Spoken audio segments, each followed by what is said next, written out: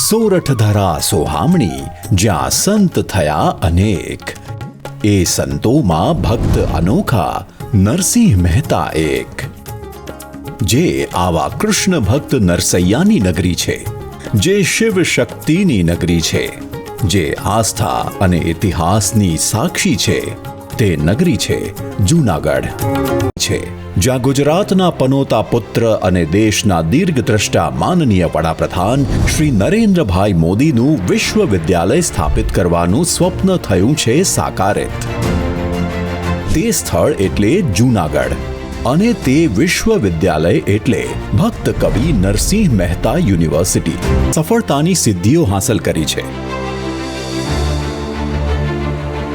મા બાપના જે દીકરી છે ત્રણેય એના જે મૂલ્યો છે એમાં મેં કીધું કે વધારો કરજો. એનો અર્થ એ થાય ઘટે નહીં એની ચિંતા કરજો. ડિગ્રી મળે, રોજગારી મળી જાય, પ્રોફેસર થઈ જાય, પછી બાકીના બધાને હટ હટ કરવા માંડી જાય તો એ સંસ્કાર નકામા. એ સંસ્કાર છે ક્ષત્રિયોની દીકરીઓના હોવા જોઈએ એવી અપેક્ષા મારી તમારી પાસે છે.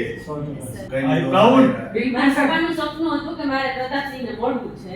એમનું સપનું એ હું સત્તા પર આવીને મળી જાય.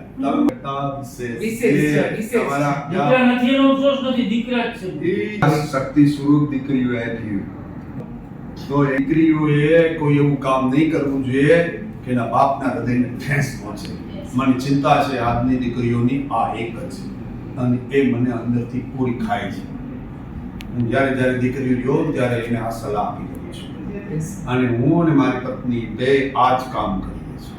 દક્ષાબા તો અમને સર લેક્ચરમાં એટલી સલાહ આપતા. એટલી સલાહ આપે અને તાકાતવાળું બનવું, ગભરાયેલી ન હોવી જોઈએ.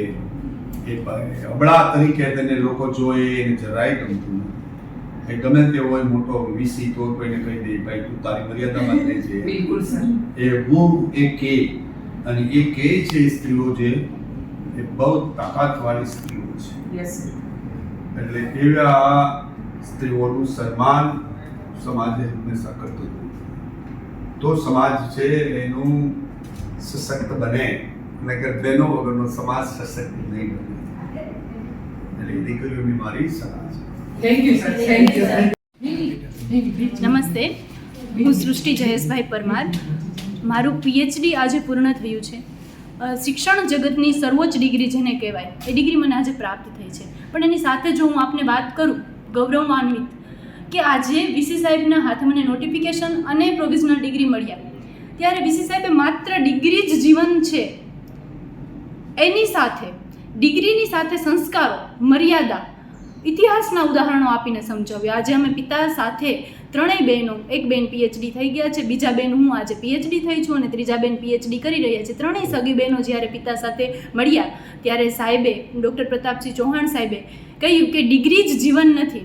આપણા સંસ્કારો, આપણી સંસ્કૃતિ, આપણી આવડત, આપણી મર્યાદા, આ બધું જ જીવન છે અને આ બધાને જાળવીને સતત જીવનમાં આગળ વધતા રહીએ. કર્મણ્યવાધિકારસ્તેનો મંત્ર જીવનમાં ઉતારીએ અને સતત આગળ વધતા રહીએ. સાહેબે પોતાનો કિંમતી સમય અમને અને પિતા સાથે આપ્યો, ત્યારે હું એમનો પણ આભાર માનું છું. અને ભક્ત કવિ નરસિંહ મહેતા યુનિવર્સિટીની આવી ઝડપથી પીએચડીની પ્રક્રિયાઓની સાથે નોટિફિકેશન હોય કે પ્રોવિઝનલ ડિગ્રી હોય એ ઝડપથી પ્રક્રિયાઓ પૂર્ણ થાય અને વિદ્યાર્થીઓના લાભ માટે, જે વિદ્યાર્થી હિત માટે કાર્ય થાય છે એ બદલ હું ભક્ત કવિ નરસિંહ મહેતા યુનિવર્સિટી અને કુલગુરુ ડૉક્ટર પ્રતાપસિંહ ચૌહાણ સાહેબનો હૃદયના અતત ઊંડાણથી આભાર વ્યક્ત કરું છું.